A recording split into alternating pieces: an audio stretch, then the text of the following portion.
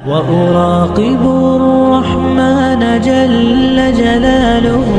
وتقدست أسماؤه وتعالى وأكون للوطن الحبيب مشيدا أنمى إليه. معزز سامعین اکرام، خواتین حضرات، میرے بھائی اور دوستو، تمام قسم کی تعریفات و توصیفات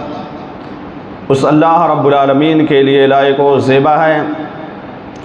جس نے ہم تمام انسانوں کو پیدا کیا اور پیدا کرنے کے ساتھ ہی ساتھ ہماری رشد و ہدایت کے لیے، ہماری بھلائی کے لیے، ہمیں سیدھے راستے پر گامزن کرنے کے لیے، سیدھے راستے پر عمل کرنے کے لیے اور اس دنیا کے اندر رہ کر ایک بہترین انسان بن کر زندگی گزارنے کے لیے اللہ تبارک و تعالیٰ نے اس دنیا کے اندر بہت سارے انبیاء کرام کو مبعوث فرماتے رہے، بھیجتے رہے۔ انہی انبیاء کرام میں سے ہمارے آخری نبی جناب محمد رسول اللہ صلی اللہ علیہ وسلم ہیں، جن کے امتی ہونے کا ہم تمام لوگوں کو شرف حاصل ہوا ہے۔ میرے بھائی اور دوستو، جیسا کہ آپ لوگ بخوبی واقف ہیں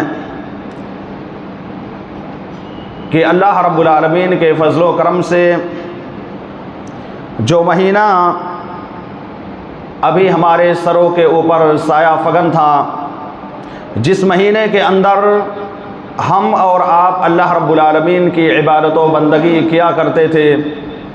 جس مہینے کے اندر ہم تمام لوگ مسجد کے اندر اکٹھے ہو کر کے، جمع ہو کر کے تراویح کی نماز کے پڑھنے کا اہتمام کیا کرتے تھے، جس مہینے کے اندر ہم تمام لوگوں نے اللہ رب العالمین کی بارگاہ میں اپنے محبوب مال کو خرچ کرنے کی کوشش کی، جس مہینے کے اندر ہم تمام لوگوں نے شب بیداری کر کے اللہ تبارک و تعالیٰ کو راضی کرنے کی حتی الامکان کوشش کی، جس مہینے کے اندر ایک بہترین ماحول اس مسجد کے اندر برقرار رہا، ساتھ میں بیٹھ کر سبھی لوگ افطار کیا کرتے تھے اور سبھی لوگ ساتھ میں بیٹھ کر کے سحری کا اہتمام کیا کرتے تھے، سحری کیا کرتے تھے۔ آج بہت ہی افسوس کے ساتھ کہنا پڑ رہا ہے کہ یہ مبارک مہینہ جو ہمارے سروں پر سایہ فگن تھا، یہ مبارک مہینہ جس کے اندر انتہائی زیادہ خوشحالی پائی جاتی تھی، آج ہم سے رخصت ہو رہا ہے، آج ہم سے یہ مبارک مہینہ جا رہا ہے۔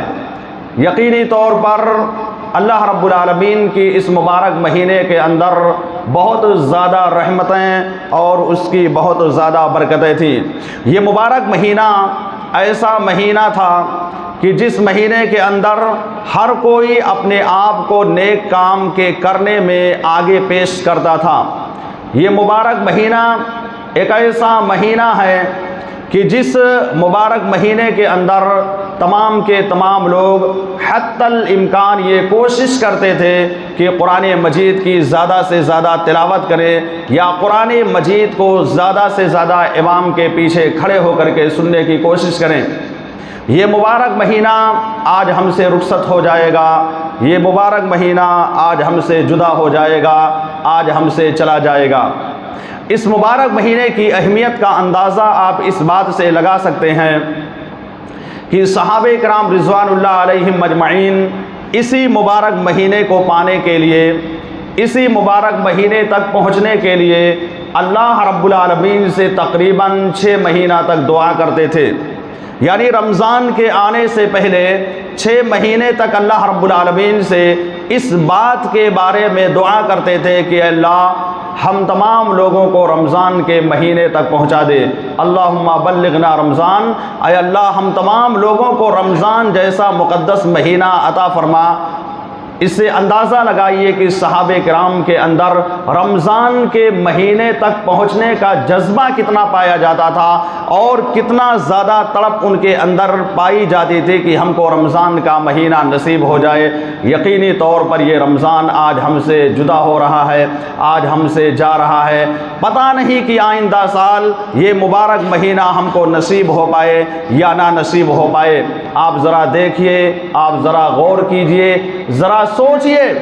پیچھے مڑ کر کے دیکھیے کہ گزشتہ سال کتنے ہمارے دوست احباب ایسے موجود تھے، کتنے ہمارے ساتھی ایسے موجود تھے جو رمضان جیسے مقدس مہینے کے اندر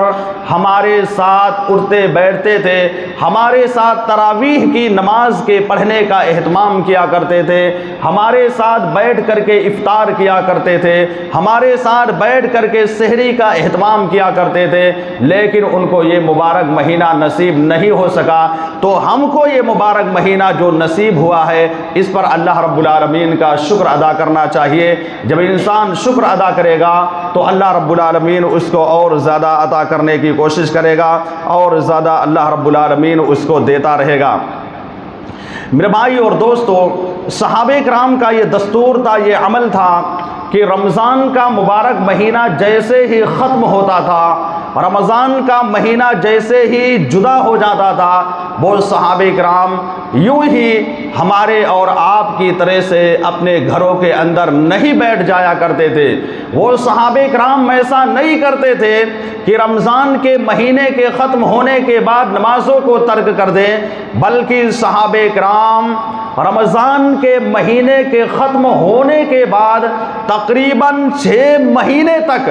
اللہ رب العالمین سے اس بات کے بارے میں دعا کرتے رہتے تھے۔ 6 مہینے تک اللہ رب العالمین سے دعا کرتے تھے، یہ کہتے ہوئے کہ اے اللہ، میں نے رمضان کے مہینے میں جو عبادت و بندگی کی ہے، اے اللہ تو ان ساری عبادت و بندگی کو قبول فرما۔ وہ صحابہ کرام یہ کہتے تھے کہ اے اللہ، ہم نے رمضان جیسے مقدس مہینے کے اندر قرآن مجید کی جو تلاوت کی ہے، اے اللہ تو قرآن مجید کی تلاوت کو قبول فرما۔ وہ صحابہ کرام یہ کہا کرتے تھے، رمضان کے بعد مسجدوں میں حاضر ہو کر کے اللہ کے سامنے دعا کرتے ہوئے کہتے تھے کہ اللہ، ہم نے رمضان کے مہینے میں جو صدقات و خیرات کیے ہیں، اے اللہ تو ان سارے صدقات و خیرات کو قبول فرما۔ اور اس کے علاوہ جو بھی نے کیا، صحابہ کرام رمضان کے مہینے کے اندر کیا کرتے تھے، تقریباً 6 مہینہ تک کے اللہ رب العالمین سے اس بات کے بارے میں دعا کرتے تھے کہ اللہ تو ہماری ان ساری عبادتوں کو قبول فرما۔ تو میرے بھائی اور دوستو، اگر آج یہ ہمارا رمضان انشاءاللہ امید ہے کہ ختم ہو جائے گا، اب اگر آج یہ رمضان ختم ہو جائے، ختم ہونے کے بعد اگر ہم نے مسجدوں سے اپنے رشتے کو توڑ لیا، اگر ہم نے نمازوں کو ترک کر دیا، چھوڑ دیا، مسجدوں میں آنا جانا بند کر دیا، صرف اور صرف جمعہ کے دن مسجد میں اگر ہم آئے، تو بتلائیے ہماری عبادت کیسے قبول ہو سکتی ہے؟ چونکہ رمضان کا مطلب ہی یہ ہوتا ہے، رمضان کا مہینہ جو اللہ رب العالمین سال میں 1 مہینہ عطا کرتا ہے، 1 مہینہ جو دیتا ہے، اس کا مقصد یہ ہے تاکہ انسان کے اندر ٹریننگ آ جائے اور وہ 11 مہینے اللہ رب العالمین کی عبادت و بندگی کرتا رہے۔ 11 مہینے اللہ تبارک و تعالیٰ کی عبادت و بندگی میں گزار دے، اس وجہ سے اللہ رب العالمین ہم کو رمضان کا مہینہ عطا کرتا ہے، نصیب کرتا ہے۔ لیکن اگر یہ مہینہ ہم سے چلا گیا، گزر گیا، اور ہم نے اس کے جانے کے بعد اگر نمازوں کو ترک کر دیا، تو پھر یاد رکھنا، ہمارے روزے کے رکھنے سے، ہماری نمازوں کے پڑھنے سے، ہمارے صدقات و خیرات کے کرنے سے،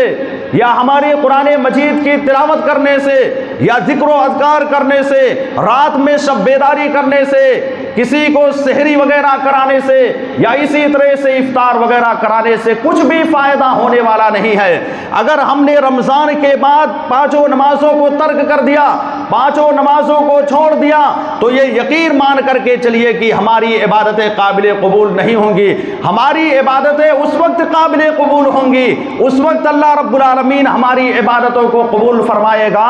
جب ہم رمضان کے بعد جس طرح سے رمضان کے مہینے میں اللہ رب العالمین کی عبادت و بندگی کیا کرتے تھے۔ جس طرح سے ہم نے رمضان کے مہینے میں 5 نمازوں کے پڑھنے کا اہتمام کیا ہے، ٹھیک اسی طرح سے اگر سال کے 11 مہینے میں اہتمام کیا تو یقینی طور پر آپ یہ مان کر چلیے کہ اللہ رب العالمین آپ کی ساری عبادت کو قبول کر لے گا، چاہے وہ چھوٹی عبادت ہو یا چاہے وہ بڑی عبادت ہو، چاہے وہ معمولی سی نیکی ہو، سب کو اللہ رب العالمین قبول کرے گا۔ لیکن شرط یہ ہے کہ رمضان کے بعد بھی ہماری زندگی بہتر بننا چاہیے، ہماری لائف جو ہے بہتر سے بہتر ہونی چاہیے، تب اللہ رب العالمین کی بارگاہ میں ہماری عبادت جا کر کے قبول ہو سکتی ہے۔ میرے بھائی اور دوستو، رمضان کا ملنا یقیناً ہمارے لیے اللہ تبارک و تعالیٰ کی بہت بڑی نعمت ہے۔ یہ نعمت اتنی بڑی ہے کہ اگر ہم اس کا تہہ دل سے اللہ رب العالمین کا شکر ادا کریں تب بھی جو ہے ہمارے لیے کم ہو جائے گا۔ اللہ رب العالمین نے قرآن مجید کے اندر بیان کرتے ہوئے کہا وَإِذْ تَعَذَّنَ رَبُّكُمْ لَئِن شَكَرْتُمْ لَأَزِيدَنَّكُمْ وَلَئِن كَفَرْتُمْ إِنَّ عَذَابِي لَشَدِيدٌ، کہ اللہ رب العالمین تم کو حکم دیتا ہے کہ تم اللہ رب العالمین کا شکر ادا کرو۔ اگر تم اللہ رب العالمین کا شکر ادا نہیں کرو گے تو یاد رکھنا میرا عذاب انتہائی زیادہ سخت ہے۔ تو اس آیت کے اندر اللہ رب العالمین نے تمام لوگوں کو یہ پیغام دے دیا اور یہ کہہ دیا کہ یہ رمضان کا مہینہ یہ بھی ایک بہت بڑی نعمت ہے جو ہم کو ملی ہوئی تھی اور آج ہم سے رخصت ہونے والا ہے۔ تو اس نعمت پر اگر ہم نے تہہ دل سے اللہ رب العالمین کا شکر ادا نہیں کیا، یہ کہتے ہوئے ہم نے اللہ رب العالمین کا شکر ادا نہیں کیا کہ اے اللہ تو نے ہم کو رمضان کا مہینہ نصیب کیا تھا، یقیناً تیری طرف سے یہ بہت بڑی نعمت تھی، ہم اس نعمت کو تسلیم کرتے ہیں اور اس نعمت کو پا کر کے ہم نے جو بھی عبادت کی ہے اے اللہ تو ان ساری عبادتوں کو قبول فرما۔ اس طرح سے جب ہم اللہ رب العالمین کی بارگاہ میں آ کر کے شکر ادا کریں گے تو یقینی طور پر اللہ رب العالمین ہم کو بار بار رمضان جیسا مقدس مہینہ عطا فرمائے گا، اللہ رب العالمین ہم کو رمضان کے مہینے تک پہنچاتا رہے گا۔ لیکن اگر ہم نے ناشکری کی، یعنی رمضان کے مہینے کو پانے کے باوجود ہم نے اس کی اہمیت کو نہیں سمجھا، ہم نے اللہ رب العالمین کا شکر ادا نہیں کیا اس نعمت پر، تو پھر جان لیجئے اللہ رب العالمین کا عذاب بہت ہی سخت ہے۔ اللہ رب العالمین جو انسان ناشکری کرتا ہے، اللہ رب العالمین کا جو آدمی شکر ادا نہیں کرتا ہے، ایسے آدمی سے انتہائی زیادہ ناراض ہو جاتا ہے، انتہائی زیادہ اللہ رب العالمین کا غصہ ایسے آدمی کے اوپر آ جاتا ہے۔ میرے بھائی اور دوستو، اس لیے ہم تمام لوگوں کو اس مبارک مہینے کو رخصت کرتے ہوئے اللہ تبارک و تعالیٰ کا تہہ دل سے شکر ادا کرنا چاہیے۔ اللہ رب العالمین کی اس نعمت پر ہم کو 24 گھنٹہ اللہ رب العالمین کا شکر ادا کرتے رہنا چاہیے اور یہ کہتے رہنا چاہیے کہ اللہ ہم نے جو بھی عبادت و بندگی کی ہے اے اللہ تو ان ساری عبادت و بندگی کو تو قبول فرما۔ میرے بھائی اور دوستو، رمضان المبارک کا مہینہ جو ہم سے گزر رہا ہے، رمضان کے گزرنے کے بعد ہم کو اپنے نفس کا محاسبہ کرنا ہے، ہم کو اپنے نفس کے بارے میں جانچنا ہے، پرکھنا ہے، اپنی ذات کے بارے میں غور و فکر کرنا ہے کہ کیا ہم نے رمضان کے مہینے کا روزہ رکھ کر کے اللہ رب العالمین کی نافرمانی سے اپنے آپ کو بچا لیا ہے یا نہیں بچا لیا ہے؟ کیا ہم نے رمضان کے مہینے کا روزہ رکھ کر کے اپنی زبان کی حفاظت رمضان کے بعد کر رہے ہیں یا نہیں کر رہے ہیں؟ کیا رمضان کے بعد ہم اپنی زبان سے کسی کو گالی گلوچ دیتے ہیں یا نہیں دیتے ہیں؟ کیا ہم نے رمضان کے بعد اپنی زندگی کو بہترین زندگی بنایا یا نہیں بنایا ہے؟ کیا ہم نے رمضان کے بعد، رمضان کا روزہ رکھنے کے بعد جو کمیاں، جو برائیاں، جو کوتاہیاں ہمارے اندر پائی جاتی تھی رمضان سے پہلے، کیا ہم نے اس کو ختم کیا ہے یا نہیں ختم کیا ہے؟ کیا رمضان کے مہینے سے پہلے جو برائی، مثال کے طور پر سودی لین دین کا کاروبار ہمارے اندر پایا جاتا تھا، یا رشوت والا کام ہمارے اندر پایا جاتا تھا، یا ریاکاری جیسی مذموم شے ہمارے اندر پائی جاتی تھی، یا شرک و بدعت جیسی घिनौनी हरकत हमारे अंदर पाई जाती थी। रमज़ान से पहले और रमज़ान का रोज़ा रखने के बाद अगर हमने अपनी ज़िंदगी को तब्दील नहीं किया है, रमज़ान के बाद अगर हमने अपनी लाइफ को चेंज नहीं किया है, बदला नहीं है, तो यकीनी तौर पर ये जान लीजिए कि रमज़ान से हमको कुछ भी फ़ायदा नहीं हुआ है। हमको रमज़ान से ज़र्रा बराबर फ़ायदा नहीं हुआ है। लेकिन अगर रमज़ान के बाद एक आदमी जो रमज़ान से पहले सूदी लेन देन किया करता था, एक आदमी जो रमज़ान से पहले अपनी ज़बान से गाली गलौज किया करता था, एक आदमी जो रमज़ान से पहले एक दूसरे की गीबतों चुगलखोरी किया करता था, एक आदमी जो रमज़ान से पहले ज़िनाकारी व बदकारी जैसे घिनौने अफ़आल को किया करता था, एक आदमी जो रमज़ान से पहले दूसरों की ज़मीनों पर कब्ज़ा कर लिया करता था, एक आदमी जो रमज़ान से पहले अपने आप को हर तरह की बुराइयों में मुब्तला करके रखता था, लेकिन रमज़ान के महीने के गुजरने के बाद उस आदमी ने अपने आप को बेहतरीन इंसान बना लिया। उस आदमी ने अपने आप को सारी बुराइयों से बचा करके रखा, सारी बुराइयों से अपने आप को रमज़ान के महीने के बाद रोक लिया, तो यकीनी तौर पर वो आदमी इंतहाई ज़्यादा कामयाब हो गया। उस आदमी ने रमज़ान के महीने से फ़ायदा उठा लिया। रमज़ान के महीने से फ़ायदा उस आदमी को हकीकी तौर पर मिल गया है और उसकी इबादत अल्लाह रब्बुल आलमीन की बारगाह में काबिल कबूल हो गई है। अल्लाह ने उसकी इबादत व बंदगी को कबूल कर लिया है। ये उस वक्त होगा जब सारी कमियां हमारी दूर हो जाएंगी। मेरे भाई और दोस्तों, ये बात मारूफ व मशहूर है कि एक इंसान जब कोई उस आदमी के ऊपर कोई मुश्किल काम आता है, किसी मुश्किल काम में फंस जाता है, तो उस वक्त वो अल्लाह रब्बुल आलमीन को पुकारने लगता है। और यकीनन हर वक्त अल्लाह रब्बुल आलमीन को पुकारना चाहिए, हर वक्त अल्लाह रब्बुल आलमीन को याद करते रहना चाहिए। मेरे भाई और दोस्तों, ये बात बिल्कुल मारूफ व मशहूर है कि एक इंसान जब नेकी करता है तो नेकी करने के बाद उस नेकी की हिफाजत भी करना चाहिए। बहुत सारे लोग ऐसे हैं जो एक तरफ तो नेकी करते हैं और दूसरी तरफ जाकर के गुनाह भी किया करते हैं। इधर नमाज पढ़ते हैं और उधर मस्जिद से बाहर जब निकलते हैं तो अपनी ज़बान को सही तरीके से इस्तेमाल नहीं करते हैं। मस्जिद के अंदर आएंगे तो नमाज पढ़ेंगे, बहुत बड़े नमाजी बने रहेंगे, लेकिन जब अपने मुआशरे के अंदर, अपने समाज के अंदर जाते हैं तो सारी की सारी बुराइयां वहां पर उनके अंदर पाई जाती हैं। इस तरह की अगर कोई आदमी नमाज पढ़ने के बाद, रोज़ा रखने के बाद ये सारी की सारी चीजें करता है, तो यकीनी तौर पर उस आदमी को ये बात जान लेनी चाहिए, इस बात को मान लेना चाहिए कि उसकी इबादत अल्लाह रब्बुल आलमीन की बारगाह में काबिल कबूल नहीं होती है। क्यों? इसलिए कि एक इंसान नमाजी होकर के वो बुराई का इर्तिकाब नहीं कर सकता है। एक आदमी रमजान के महीने का रोजा रख करके वो अपने आप को हर हाल में बुराइयों से बचा लेगा, अपने आप को हर हाल में बुराइयों से रोक करके रखेगा। इस तरह की चीजें जब पाई जाएंगी तो यकीनी तौर पर हमारी नेकियां रायगा वो बर्बाद नहीं होंगी। हमने जो भी नेकियां की हैं रमजान के महीने में, उन सारी नेकियों को अल्लाह रब्बुल आलमीन कबूल फरमाएगा, अल्लाह रब्बुल आलमीन उसको शर्फ़े कबूलियत से नवाज देगा। मेरे भाई और दोस्तों, इसलिए इंसान को गौर करना चाहिए, सोचना चाहिए कि कहीं हमसे इस तरह की कोई गलती ना हो जाए। नागहानी में हमारे घर के पास, हमारे घर में आकर के कोई आदमी मजदूरी का काम करता है और मजदूरी का काम वो आदमी करता है, हम उसको बुरा भला कहते हैं, या इसी तरह से हमने किसी को बुरा भला कह दिया, किसी पड़ोसी को अजियत दे दी, तकलीफें पहुंचा दी, तो इस तरह से भी नेकियां अल्लाह रब्बुल आलमीन बर्बाद कर देता है। घर से एक इंसान चाहे जितना बड़ा मुत्तकी और परहेजगार क्यों ना हो जाए, जैसा कि नबी सल्लल्लाहु अलैहि वसल्लम ने बयान किया। हजरत अबू हुरैरा रज़ियल्लाहु ताला अन्हु हदीस के रावी है।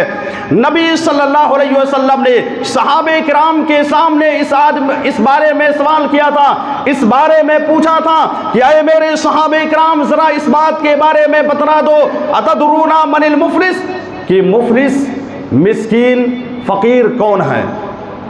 मुफलिस किसे कहते हैं, मिस्कीन किसको कहते हैं, फकीर किसको कहते हैं? اس کے بارے میں میرے آقا جناب محمد الرسول اللہ صلی اللہ علیہ وسلم نے صحابہ کرام کے سامنے سوال کرتے ہوئے پوچھا تھا، تو صحابہ کرام نے جواب دیا کہ اللہ کے نبی مفلس تو وہ ہے جس کے پاس کھانے کی چیزیں نہ ہو، مسکین تو وہ ہے جس کے پاس کھانے پینے کی چیزیں موجود نہ ہو۔ اللہ کے نبی نے اسی وقت صحابہ کرام کے سامنے اس بات کا اعلان کرتے ہوئے کہا تھا کہ اے میرے صحابہ کرام، تم لوگ کان کھول کر کے سن لو، اس امت کا مفلس، اس امت کا مسکین، اس امت کا فقیر وہ نہیں ہوگا جس کے پاس کھانے کی چیزیں نہ ہو، جس کے پاس پینے کی چیزیں نہ ہو، جس کے پاس رہنے کا مکان نہ ہو، جس کے پاس کپڑا نہ ہو، وہ آدمی مسکین اور فقیر نہیں ہے، بلکہ کون ہے؟ آپ نے کہا کہ میرے امت کا مفلس اور میری امت کا مسکین اور فقیر وہ ہوگا جو قیامت کے روز اپنی نمازوں کو لے کر کے، اپنے روزے کو لے کر کے، اپنے حج کو لے کر کے اور اس کے علاوہ ساری عبادتوں کو لے کر کے اللہ رب العالمین کی بارگاہ میں حاضر ہوگا، اللہ رب العالمین کے سامنے موجود ہوگا۔ اللہ رب العالمین کہے گا اس کے سامنے آ کر کے وہ لوگ جس کو دنیا کے اندر اس نے کسی کو ستایا ہوگا، کسی کو گالی دی ہوگی، کسی کو برا بھلا کہا ہوگا، یہ سارے کے سارے انسان وہاں پر آ کر کے جمع ہوں گے، اکٹھا ہوں گے۔ اس کے بعد شکایت کریں گے اللہ رب العالمین سے، کہیں گے کہ اللہ اس آدمی نے دنیا کے اندر رہ کر کے مجھ کو برا بھلا کہا، مجھ کو گالی گلوچ دی، یا اسی طرح سے ہماری زمین پر قبضہ کر لیا۔ اللہ رب العالمین کہے گا کہ اے میرے فرشتوں، لے جاؤ اس آدمی کو منہ کے بل گھسیٹ کر کے جہنم کے اندر داخل کر دو۔ وہ نمازی، وہ روزے دار، وہ حاجی، وہ زکوٰۃ دینے والا آدمی جو دنیا کے اندر سب کچھ کیا کرتا تھا، دنیا کے اندر اس کی عبادت کا شہرت تھا، لوگ مانتے تھے کہ یہ بہت ہی بہترین انسان ہے، لوگ مانتے تھے کہ یہ نمازی انسان ہے، لیکن وجہ کیا ہے؟ وجہ یہ ہے کہ اس نے اپنے بھائی کو تکلیف پہنچایا، وجہ یہ ہے کہ اس نے اپنے بھائی کی زمین پر قبضہ کر لیا، کسی کو برا بھلا کہہ دیا، جس کی بنیاد پر وہ آدمی جہنم کے اندر داخل ہو رہا ہے، جہنم کے اندر جا رہا ہے۔ اس لیے میرے بھائی اور دوستو، یہ رمضان کا مہینہ جو جا رہا ہے، نیکی کرنے کے بعد ہمیں اپنی نیکیوں کو ضائع اور برباد نہیں کرنا ہے۔ ایسا نہیں کرنا ہے کہ رمضان کے بعد ہماری زبان صحیح نہ رہے، رمضان کے بعد ہم ایک دوسرے کو تکلیف دیتے رہے، ایک دوسرے کو برا بھلا کہتے رہیں۔ یہ ساری کی ساری چیزیں ہمیں ختم کر دینا ہے، اور ایک اللہ رب العالمین کی عبادت و بندگی، جس اللہ کو ہم نے رمضان کے مہینے میں مانا کہ اللہ نے ہمارے اوپر رمضان کے اندر 5 وقت کی نمازوں کو فرض کیا ہے، اللہ نے رمضان کے اندر ہمارے اوپر روزے کو فرض کیا ہے، جس اللہ کے ڈر اور خوف کی بنیاد پر ہم 5 نمازوں کے پڑھنے کا اہتمام کیا کرتے تھے، وہی رب ہمارا سال کے 11 مہینوں کا بھی ہے۔ جس طرح سے رمضان کے مہینے کا رب ہے، وہی رب ہمارا سال کے 11 مہینوں کا بھی رب ہے۔ اگر ہم نے صرف رمضان میں عبادت و بندگی کی اور 11 مہینوں میں یوں ہی چھوڑ دیا لاپرواہی کرتے ہوئے، تو یقیناً اس کے بارے میں اللہ رب العالمین کے سامنے جواب دہ ہونا پڑے گا۔ اللہ رب العالمین کے سامنے اس کے بارے میں سبھی لوگوں کو وہاں پر حاضر ہو کر کے جواب دینا پڑے گا۔ میرے بھائی اور دوستو، کچھ لوگوں کی یہ فطرت ہوتی ہے، عادت ہوتی ہے کہ جب کوئی نیک کام سنتے ہیں، نیکی کا کام سنتے ہیں کہ یہ کام نیکی کا ہے، تو اس نیکی کے کام میں بہت ہی زیادہ دلچسپی لینے لگتے ہیں اور اس نیک کام کو کرنے کی حتی الامکان کوشش بھی کرتے ہیں، لیکن کچھ ہی دن اس نیک کام میں لگے رہتے ہیں، پھر کچھ دنوں کے بعد یہ پتہ چل جاتا ہے کہ یہ بھی نیکی کا کام ہے، تو پہلی نیکی جس کو کر رہے ہوتے ہیں اس کو چھوڑ کر کے دوسری نیکی میں لگ جاتے ہیں، پھر اس کو بھی کچھ دن تک کرتے ہیں، اور اس کے بعد کچھ دنوں کے بعد تیسری نیکی کے بارے میں معلوم ہوتا ہے، کوئی بیان کرتا ہے یہ تو بہت ہی نیک کام ہے، تو اس کے بعد اب تیسری نیکی کرنا شروع کر دیتے ہیں، یعنی پہلی نیکی کو چھوڑ دیے، دوسری نیکی کو چھوڑ دیے، اب تیسری نیکی کے کرنے میں لگے رہتے ہیں۔ تو اس طرح کی نیکیاں جو ہے برباد ہوتی ہیں، بلکہ آپ کو شروع سے لے کر کے آخر تک جو بھی نیک کام آپ سے ہو سکتے ہیں اور جو بھی نیکی کا کام ہے اس کو کنٹینیو اور لگاتار کرنے کی کوشش کرنا چاہیے، تب جا کر کے فائدہ ہوگا۔ میں آپ کو ایک مثال کے ذریعے سے سمجھانا چاہتا ہوں کہ جیسے مثال کے طور پر کسی نے ایک درخت لگایا، ایک پیڑ لگایا، ایک جھاڑ لگایا، اب وہ آدمی اس جھاڑ کے اندر پانی بھی ڈالتا ہے اور کھاد وغیرہ بھی ڈالتا ہے، اس کی دیکھ ریکھ کرتا ہے، وہ جھاڑ دھیرے دھیرے بڑا ہوتا ہے اور کچھ ہی دنوں کے بعد وہ آدمی دوسرا جھاڑ لگا دیتا ہے، دوسرا پیڑ لگا دیتا ہے، دوسرا درخت لگا دیتا ہے۔ اب اس آدمی کا ذہن و دماغ اس جھاڑ سے ہٹ کر کے دوسرے کی طرف چلا جاتا ہے اور اس کی وہ حفاظت کرتا ہے، اس میں پانی ڈالتا ہے، کھاد ڈالتا ہے،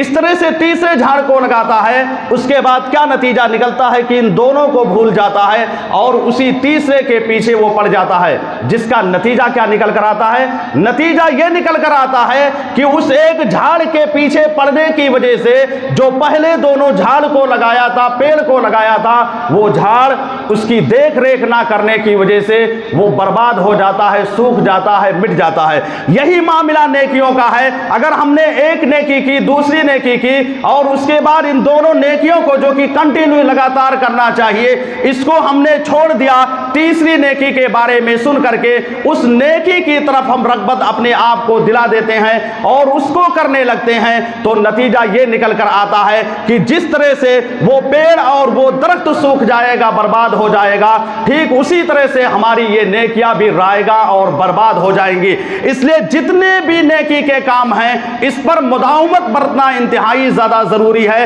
اس پر پابندی کرنا اور سبھی کو کرنے کی کوشش کرنا، تبھی جا کر کے انسان کامیاب ہو سکتا ہے اور اس کو کامیابی مل سکتی ہے۔ اس لیے میرے بھائی اور دوستو، رمضان کے مہینے کے گزرنے کے بعد ہماری زندگی کو اور بہتر سے بہتر ہو جانا چاہیے۔ رمضان کے اندر جتنی عبادتیں بندگی کی ہیں، رمضان کے بعد